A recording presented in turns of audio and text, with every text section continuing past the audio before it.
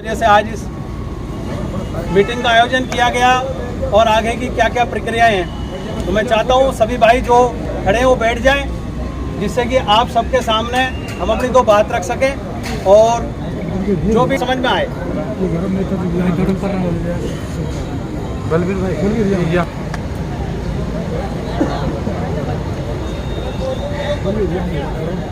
के अंदर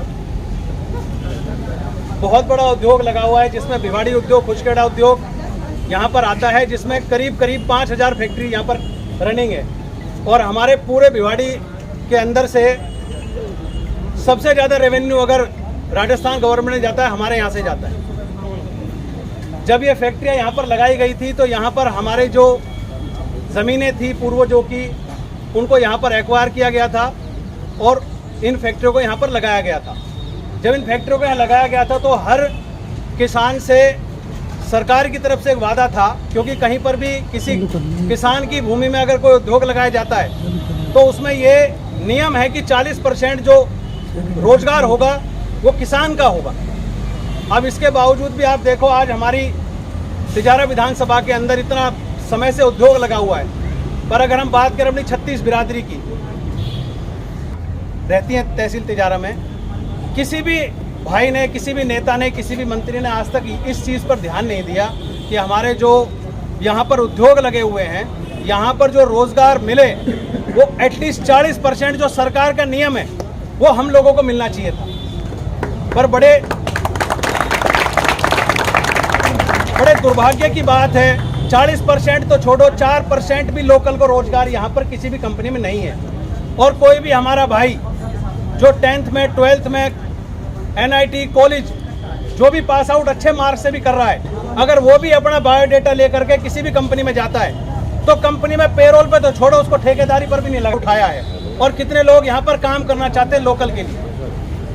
आज हमारे, मैं तो अपने यहाँ भिवाड़ी हमारा 19 गांव नगर परिषद क्षेत्र लगता है, यहाँ पर गुजर बाहुल्य क्षेत्र है। मैं तो अपने समाज के लोगों से पूछना चाहता हूँ, ये लगा ले होगे, ये चोरी करेंगे, ये दादागिरी करेंगे, ये थंबा हमको यहाँ के जो फैक्ट्री वाले हैं इन लोगों ने दिया है। क्यों? क्योंकि नेतृत्व कमजोर रहा। नेतृत्व कमजोर रहेगा तो आप खुद कमजोर रहोगे, क्योंकि हम हर आदमी तो जाकर के रोड पे चिल्लाएगा नहीं, हम लोग तो जाकर के राजस्थान विधानसभा में बैठेंगे नहीं। हम लोग एक प्रतिनिधि को चुनते हैं, आने वाले 5 साल में एक प्रतिनिधि चुना जाता है जो हमारी और आपकी आवाज को जाकर के राजस्थान विधानसभा में बुलंद करता है। तो 40% यहाँ पर रोजगार मिलना चाहिए, जबकि फैक्ट्रियों से आपको पता है यहाँ से जो केमिकल का पानी है सारा हमारी जमीन के अंदर जा रहा है। आप यहाँ TDS चेक कराओ पानी का लिकड़वा करके, इतना खराब पानी हो चुका हमारी भिवाड़ी का। आप देख रहे हो जल्दी से जल्द सफेद बाढ़ आने लग गए हैं। जवान उम्र में चौधरी फजल हुसैन जी 15 वर्षों से यहाँ चुनाव लड़ रहे हैं। 2008 में इन्होंने यहाँ से पहला चुनाव लड़ा, ये दूसरे स्थान पर रहे। 2013 में इन्होंने दूसरा चुनाव लड़ा, दूसरे स्थान पर रहे। और यहाँ पर एक ऐसी शख्सियत जो 30 साल से यहाँ चुनाव लड़ रही थी, जिसने 3 बार यहाँ से विधायक भी बने, मंत्री भी बने, उन्होंने आज तक आपकी किसी भी बात को ना तो विधानसभा में उठाया, ना आपसे कोई ये जानता कि यहाँ से कहने का मतलब 20 आदमियों का नाम भी नहीं जानते थे। वहाँ पर 2-3 आदमी बना रखे थे, उनसे बात करते थे। यहाँ से आपको कोई काम था, जयपुर आप जाते थे 5,000 का डीजल लगा के, वहाँ पर भी आपसे सिर्फ ये पूछा जाता था कि भाई कहाँ से आए हो। विधानसभा के अंदर हमने मंत्री रहते हुए उसको 3रे नंबर पे किया और चौधरी फजल हुसैन जी दूसरे स्थान पर आए, क्योंकि जमीन से जुड़ चुके थे। इनको आम जन के मुद्दे पता थे कि क्या मुद्दे हैं हम लोगों के और क्या चीज़ हमको अपनी तहसील के अंदर चाहिए। उस मंत्री रहते हुए जनता ने उसे नकारा। हमसे ये कहा कि सुबह जहाँ जाना हम यहाँ जाते थे, हम कभी दिल्ली रेलवे लेके जाते थे, कभी जयपुर जाते थे, सारी चीज़ें होती थी। उसके बाद भी चलो हमारी अनदेखी हुई। 2018 विधानसभा में चुनाव में दोबारा कैंडिडेट रिपीट कर दिया हमने, फिर चुनाव लड़ा तो जनता ने हमें भरपूर प्यार दिया और उस प्यार के लिए हम सब आपका बहुत बहुत धन्यवाद करते हैं। क्योंकि जो वोट हमको मिली, जो वोटें हमने 2018 के चुनाव, भरतपुर में जो भी मेवात यहाँ रह रही है, ये सब लोग भरी बात इनके पूर्वज भी जानते हैं कि मरहूम चौधरी यासीन खां साहब का कितना त्याग, कितना बलिदान रहा है। और उनकी वजह से आज हमारी, कहने का मतलब यहाँ पर हमारी कौम 36 बिरादरी में यहाँ पर रह रही है। उसके बाद इनके वालिद साहब हुए मरहूम चौधरी तैयब हुसैन जी, आप भली भांति जानते हैं मरहूम चौधरी तैयब हुसैन जी इकलौती ऐसी शख्सियत पूरे भारत देश के अंदर जो 3 अलग अलग राज्यों से विधायक चुने गए और तीनों अलग अलग राज्यों में मंत्री बने। राजस्थान में विधायक चुने, राजस्थान में मंत्री बने, हरियाणा में विधायक चुने, हरियाणा में मंत्री बने, पंजाब से विधायक चुने, पंजाब में मंत्री बने। कौन बनेगा करोड़पति में ही 50 लाख का सवाल आया था कि एक ऐसा नेता बताओ जो 3 अलग अलग राज्यों से विधायक बना, तीनों में राज्यों में मंत्री बना। तो इकलौती शख्सियत पूरे भारत के अंदर मरहूम चौधरी तैयब हुसैन जी, जो उनके वालिद साहब। मरहूम चौधरी तैयब हुसैन जी के बारे में मैं कुछ 2 शब्द कहूंगा। है समय नदी की बाढ़ के अक्सर सब बह जाया करते हैं, है समय बड़ा तूफान पर्वत भी झुक जाया करते हैं, अक्सर दुनिया के लोग समय में चक्कर खाया करते हैं, पर कुछ मरहूम चौधरी तैयब हुसैन जैसे भी होते हैं जो इतिहास बनाया करते हैं। उन्होंने इतिहास बनाया। इतिहास बनाने के लिए आप लोगों की कौम की ताकत जरूरी होती है, 36 बिरादरी का साथ जरूरी होता है। एक वो कहते हैं ना, एक जने से भाड़ नहीं फूटता। हर आदमी की उतनी जरूरत है, हर कौम की जरूरत होती है। उनको 36 बिरादरी ने प्यार दिया, जब जाकर के वो इतने बड़े आदमी बने और इतने बड़े मंत्री रहे। उनके साहबजादे हैं। मेव समाज की बात करें, जब मरहूम चौधरी तैयब हुसैन जी थे, उनको 1252 पाल का चौधरी बनाया गया मेव समाज की तरफ से, 36 बिरादरी का चौधरी। और वो पगड़ी आज भी हमारे चौधरी फजल हुसैन जी के सर पर है, जो कि किसी एक कौम ने नहीं रखी, 36 बिरादरी ने इकट्ठा होकर के इनको चौधरी की पगड़ी पहनाई। सबसे बड़ा मुद्दा हमारा पहला रोजगार का हो गया। दूसरा, हमारे यहाँ पर जो आप देखते हो ना, रोड है, रोडों की हालत आप देख रहे हो, सारी चीज आपके सामने है।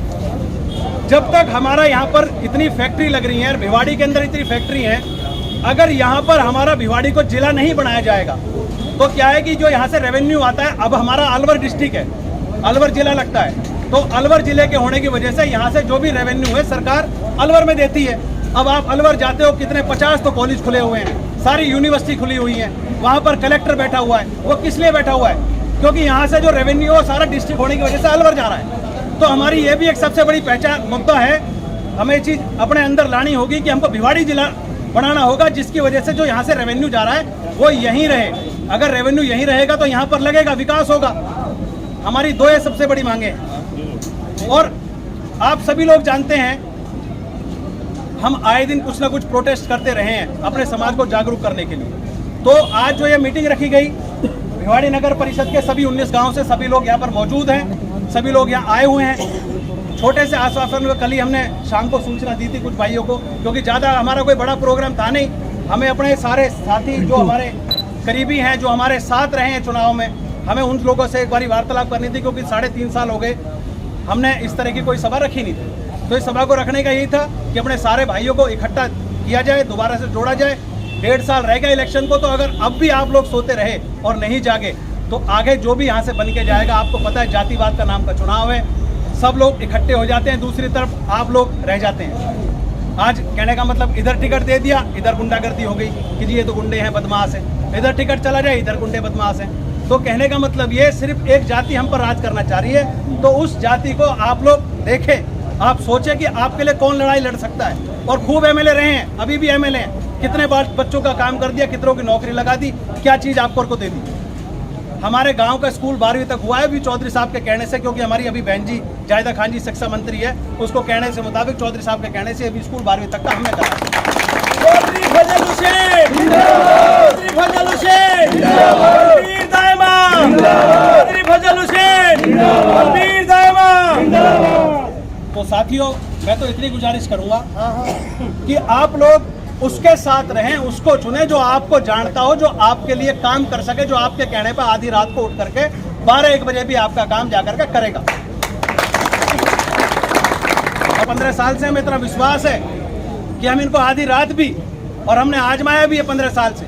हमें इनसे कोई लोभ नहीं है, कोई लालच नहीं है। हमें इतना है कि हमें अपना छोटा भाई मानते हैं, हम इनको प्यार करते हैं, ये हमें अपना छोटा भाई समझ के प्यार करते हैं। तो हमारा तो इनसे यही है, आप सभी भाइयों से 1-1.5 साल का समय रह गया है, सभी लोग जागरूक रहें, अपने अपने वार्ड में, अपने अपने गांव में, अपने अपनी ढाणी में जाकर के लोगों को जागरूक करें, जोड़ें कि यहाँ पर पागल बन के भेड़ बकरीन की तरह वोट देने से कोई फायदा नहीं है। वोट उसको दो जो आपके साथ खड़ा हो, जो आपके लिए लड़ सके और आपके लिए वो हर मुकम्मल कोशिश कर सके जो आप डिजर्व करते हैं। तो साथियों, मैं ज़्यादा तो नहीं कहूँगा, अपनी वाणी को पूर्ण विराम दूंगा। आप लोगों ने मेरी बात सुनी, और जैसा भी होगा, जो भी आगे के निर्देश होंगे, मैं अपने सभी भाइयों से कनेक्ट में रहूँगा और सबको आगे बताता रहूँगा जैसे जैसे कोई मीटिंग कहाँ करनी है, कैसे होगा आगे का। पर अभी सभी भाइयों से मैं इजाज़त चाहूँगा। बहुत बहुत धन्यवाद, आप सब लोग आए।